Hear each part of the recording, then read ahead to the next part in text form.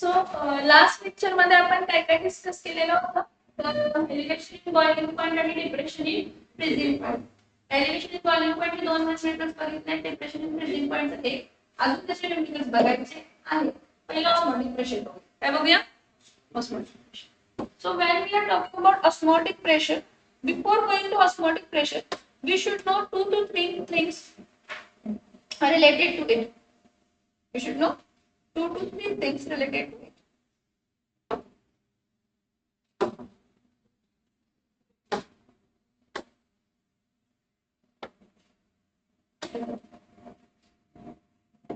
So,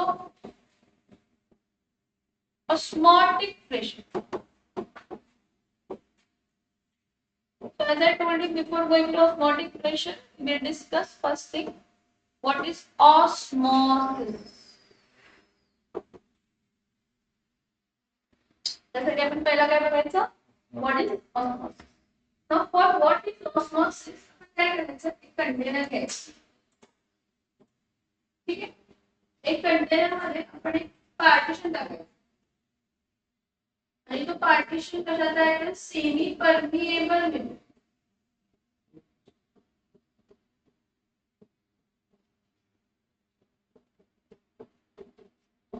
हा जो membrane आहे हा कसा मेम्ब्रेन आहे? Semi permeable membrane. No semi permeable membrane म्हणजे असा मेम्ब्रेन जो फक्त एकाच कंपोनेंटला पास करायला आणि दुसऱ्या कंपोनेंटला पास करायला देणार नाही. तर आपल्याकडे कंपोनेंट, तर तो कंपोनेंट कोण आहे? एक प्युअर सॉल्व्हेंट असते आणि एक काय असते? Non volatile solid particles. Particles non volatile solid. ठीक आहे. So what we will do, हा सेमी परमिएबल मेम्ब्रेन आहे, इथं मी प्युअर सॉल्व्हेंट घेणार. काय घेणार? Pure solvent.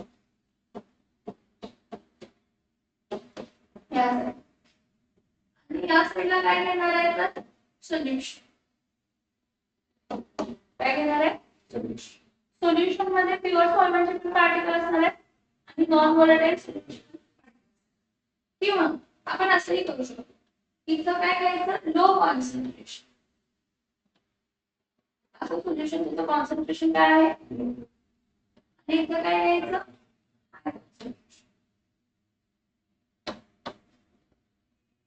काय घ्यायचं?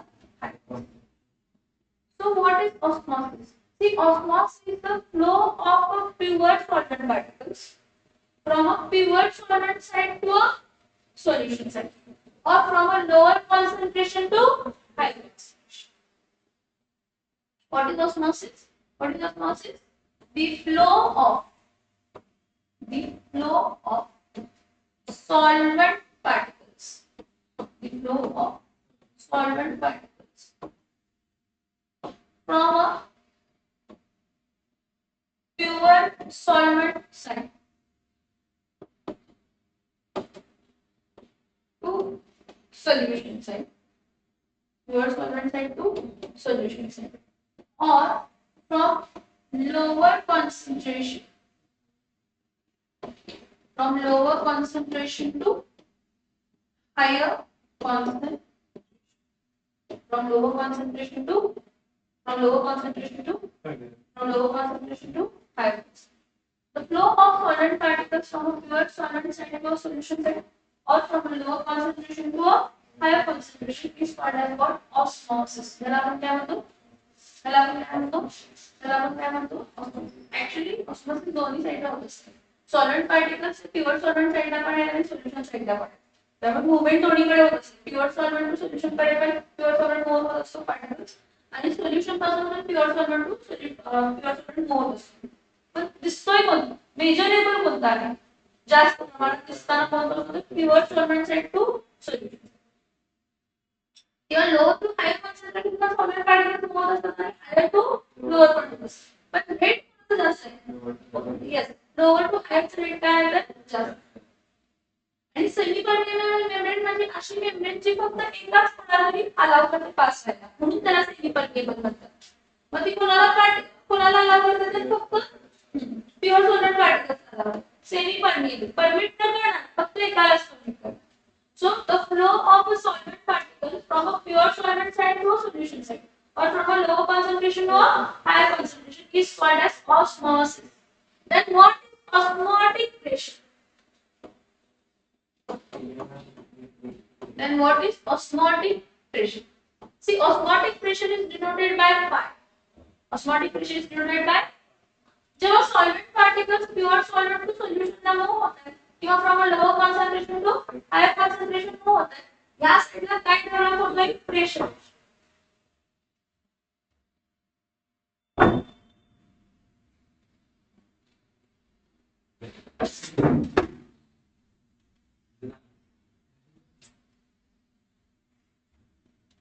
बरं मी काय सांगितलं बघा ऑस्मोटिक प्रेशर मध्ये मी काय म्हटलं तुम्हाला की जेव्हा प्युअर सॉल्व्हेंट सोल्युशन साइडला किंवा from a lower concentration to higher concentration move होत आहे इथे एक प्रेशर डेव्हलप होतो जो त्या प्रोसेसला काय करतो स्टॉप करतो. इथे कंटिन्युअसली सॉल्व्हेंट पार्टिकल्स मूव होत आहेत ना हे पार्टिकल मध्ये शिफ्ट होणार आहे तर प्रेशर क्रिएट होतो जो स्टॉप करतो कशाला a pressure which stops the flow of a pressure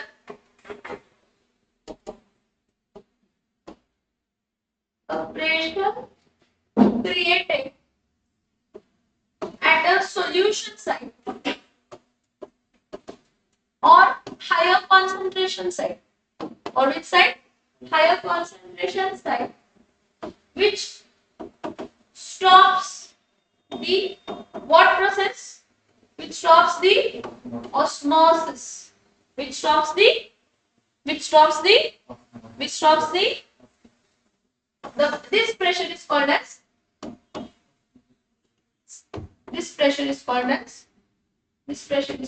what osmotic pressure.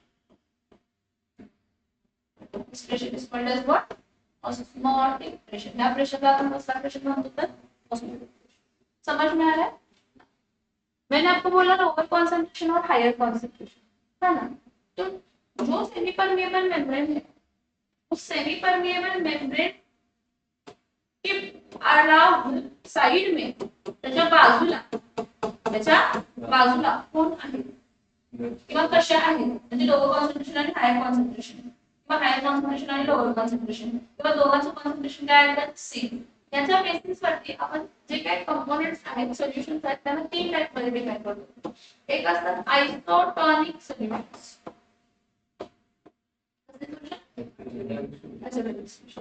आणि दुसरे असतात हायपरटॉनिक सोल्युशन हायपरटॉनिक सोल्युशन्स आणि नेक्स्ट असतात ते हायपोटॉनिक सोल्युशन.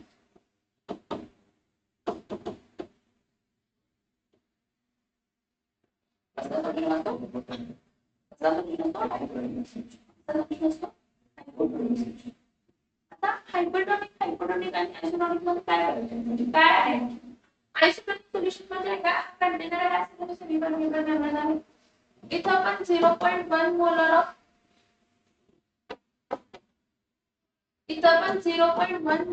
काय आहे सुक्रोज आणि इथं पण 0.1 मोलर ऑफ काय आहे ग्लुकोज. दोन वेगवेगळे सोल्युशन्स आहेत पण दोघांचं कॉन्सन्ट्रेशन काय आहे सेम. कॉन्सन्ट्रेशन सेम आहे म्हणजे नंबर ऑफ सॉलिड पार्टिकल्स काय आहे सेम आणि नंबर ऑफ सॉलिड पार्टिकल्सचा मूवमेंट होणार कारण दोघांचं ऑस्मोटिक प्रेशर पण काय असणार आहे सेम. म्हणजे अशा सोल्युशन्स ज्यामध्ये दोघांचं कॉन्सन्ट्रेशन काय असतं सेम आणि दोघांचं ऑस्मोटिक प्रेशर पण काय असणार आहे सेम त्याला आपण कसले सोल्युशन्स म्हणणार आहे आयसोटॉनिक सोल्युशन्स. कसे सोल्युशन म्हणणार आहे आयसोटॉनिक सोल्युशन्स. परत अजून एक कंटेनर घ्या त्या कंटेनरला सेमी परमिएबल मेम्ब्रेनला सेपरेट करा. कशाला सेपरेट करा सेमी परमिएबल मेम्ब्रेन. मग इथे मी काय घेते हा 0.1 मोलर काय घेते सुक्रोज घेते आणि इथे 0.05 मोलर काय घेते तर युरिया. ह्या केस मध्ये एकाचं कॉन्सन्ट्रेशन जास्त आहे आणि एकाचं कॉन्सन्ट्रेशन कमी आहे. ज्याचं कॉन्सन्ट्रेशन जास्त आहे सॉलिड पार्टिकल्स काय आहेत जास्त याचं कॉन्सन्ट्रेशन मग त्या केस मध्ये मी काय म्हणणार आहे की hypertonic Sucrose is hypertonic to urea. Sucrose solution is hypertonic to urea. Sucrose solution is hypertonic to urea. आणि ह्यालाच असंही म्हणू शकते की urea is hypotonic. Hypotonic hypotonic काय आहे? कोणाला हायपोटोनिक आहे? तर सुक्रोज. म्हणजे एकाचं कॉन्सन्ट्रेशन जास्त आहे, एकाचं कॉन्सन्ट्रेशन काय आहे तर कमी. ज्याचं कॉन्सन्ट्रेशन जास्त आहे दुसऱ्या सोल्युशन टू कम्पेअर पहिल्या सोल्युशनचं कॉन्सन्ट्रेशन काय आहे जास्त आहे, तर त्या केसमध्ये तो सोल्युशन हायपरटोनिक आहे फर्स्ट सोल्युशन. आणि त्या केसमध्ये हायपरटोनिक सोल्युशन मध्ये काय असणार आहे? जो हायपरटोनिक आहे त्याचं कॉन्सन्ट्रेशन काय आहे जास्त. त्याचं कॉन्सन्ट्रेशन जास्त आहे त्याचं ऑस्मोटिक प्रेशर पण काय असणार आहे तर जास्त. त्याचं ऑस्मोटिक प्रेशर पण काय असणार आहे? त्याचं ऑस्मोटिक प्रेशर पण काय असणार आहे जास्त. समजते का मी काय सांगते? येस और नो? आणि हायपोटोनिक उलट काय की C2 चं कॉन्सन्ट्रेशन कमी आहे कशापेक्षा C1 चं. म्हणजे number of solid particles C2 ला कमी आहे आणि C1 ला काय आहे जास्त. आणि qualitative property depends on the number of solid particles. त्यामुळे osmotic pressure of urea will be less than the osmotic pressure of sucrose. हे युरिया आहे का सुक्रोज आहे यावरती डिपेंड नाही करत.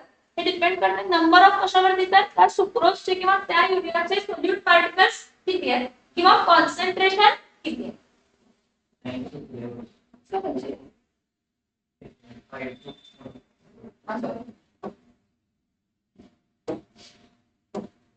ऑस्मोटिक प्रेशर काय असणार आहे? हायपोटोनिक सोल्युशन जे असतात त्याचं ऑस्मोटिक प्रेशर दुसऱ्यापेक्षा कमी असतं आणि हायपोटोनिक सोल्युशन जे असतात त्याचं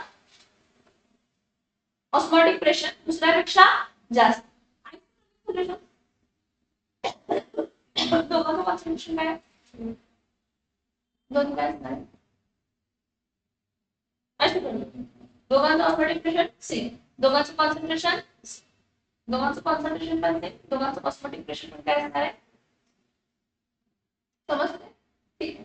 आता आपण जसं सगळे लॉस पुट केले तसं ऑस्मोटिक प्रेशर पण रिलेशन फाइंड करण्यासाठी थोडे लॉस आपण यूज करू.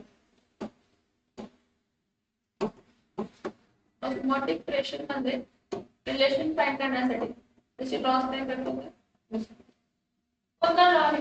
सगळ्यात पहिला आहे band-top Boyle's law.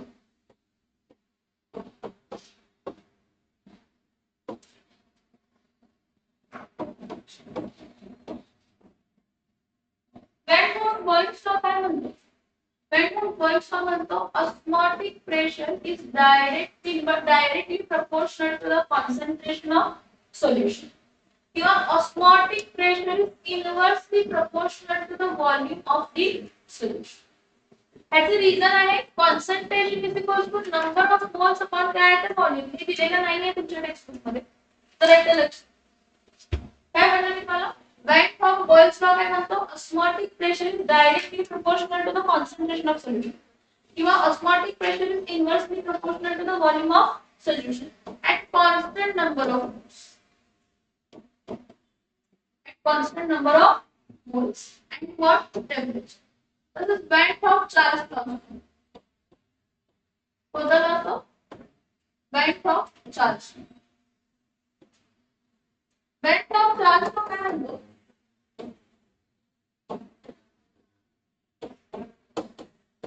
Band-top charge law म्हणतो osmotic pressure is directly proportional to temperature. Kaun directly proportional है? Osmotic pressure is directly proportional to temperature at constant number of moles and pressure. Pressure means volume. And constant number of moles and what volume. P नाही आहे कारण osmotic pressure आहे pi. काय pi म्हणजे काय आहे osmotic pressure. ठीक. आता band-top boils ला झाला band-top charge ला झाला. तसंच कोण असतो तर band-top Avogadro's law. Next one काय आहे band-top Avogadro's law काय म्हणतो osmotic pressure is directly proportional to number of osmotic pressure is directly proportional to number of moles. परत त्यावेळी व्हॉल्यूम and टेम्परेचर काय असणार आहे कॉन्स्टंट. हे जर तीन इक्वेशन आपण काय केले तर कंबाईन केले तीन नको दोन जरी कंबाईन केले काय pi is directly proportional to काय येणार आहे तर Cp. कारण pi is directly proportional to C आणि pi is directly proportional to, किंवा मी ह्यालाच असंही लिहू शकते की pi is directly proportional to N B upon काय लिहू शकते, कारण सी म्हणजे एन अपॉन बी असते आणि ऑस्मोटिक प्रेशर हा इन्व्हर्सली प्रोपोर्शनल टू काय आहे तर volume. Now to remove the directly proportionality sign, जसं आपण आयडियल गॅस इक्वेशन मध्ये आर हा गॅस कॉन्स्टंट घेतला, सेम गॅस कॉन्स्टंट इथे घ्यायचा, सेमच व्हॅल्यू आली त्या कॉन्स्टंटची आणि गॅस कॉन्स्टंटची व्हॅल्यू काय होतं सी, मी तो कॉन्स्टंट घेतो. सो आपण येतो पाय इज इक्वल टू काय लिहितो तर आर गॅस कॉन्स्टंट सी आणि इथं काय येणार आहे तर डी, इथं पाय इज इक्वल टू काय येणार आहे आर एन बी अपॉन काय येणार आहे, त्याला फक्त रिअरेंज करून लिहायचं pi is equal to C R. This is the relationship of osmotic pressure and concentration. कशाचं रिलेशन आहे ऑस्मोटिक प्रेशर आणि कशाचं तर कॉन्सन्ट्रेशन. किंवा आपण ह्याला असं लिहू शकतो pi is equal to N R T upon काय लिहू शकतो एन आर टी अपॉन, बघा कॉन्सन्ट्रेशनच्या जागी फक्त नंबर ऑफ मोल्स आपण काय लिहिले तर मी व्हॉल्यूम लिहिले किंवा तो लॉ हा लक्षात ठेवा म्हणजे बाकी सगळे. बरं हा नंबर ऑफ मोल्स आहे पण कोणाचे non volatile solution, number of moles non volatile solution, number of moles non volatile solution, number of moles कशाचे ऑस्मोटिक प्रेशरचा रिलेशन काय मिळतो pi is equal to C R T. ठीक आहे, मग सी म्हणजे काय असते n2 म्हणजे number of moles of solute divided by volume of solution into R into काय असते तर आर. आता नंबर ऑफ मोल्स म्हणजे काय असते weight of solute divided by molar mass of solute. Number of moles of solute काय असते weight of solute divided by molar mass of solute. R T upon काय येणार आहे तर म्हणजे तो पाय आला, म्हणजे पाय इज इन्व्हर्सली प्रोपोर्शनल टू परत काय आला मोलार मास. जर मला मोलार मास फाइंड करायचा असेल m2 तर m2 is equal to w2 rt pi upon काय येणार आहे तर समझ में आ रहा है ये समझ में आ रहा है. This is the relation of what osmotic pressure and molar. बरं जर आता मी थोडंसं ठीक आहे osmotic pressure पॉइंट संपला, अजून आपल्याला रिव्हर्स ऑफ प्रोसेस अजून तसे बघायचे. मला एक रिलेशन सांगा काय बघितलं delta T upon T naught 1 is equals to w2 into m1 divided by m2 into w. This was the relation of lowering vapor pressure. Then elevation in boiling point से क्या होता है delta TB is equals to KB into W2 into 1000 divided by M2 into W1 in क्या होता है graph. जर kg मध्ये असलं तर हे 1000 येणार नाही. पर delta TF is equals to क्या होता KF into W2 into 1000 divided by M2 into W1 in okay okay. आता पायची व्हॅल्यू काय घ्यावी pi is equal to W2 RT upon काय येणार M2 into या सगळे क्वालिटेटिव्ह प्रॉपर्टीज आहेत कसले आहेत सगळे आणि या सगळ्या क्वालिटेटिव्ह प्रॉपर्टीज मध्ये मला असं दिसले की तुमची जी काही क्वालिटेटिव्ह प्रॉपर्टी आहे जी काही तुमची क्वालिटेटिव्ह प्रॉपर्टीज आहे ते इनवर्सली प्रोपोर्शनल टू काय असतात मोलार मास ऑफ नॉन व्होलाटाइल. म्हणजे तुमचा नॉन व्होलाटाइल सोल्यूटचा मोलार मास चेंज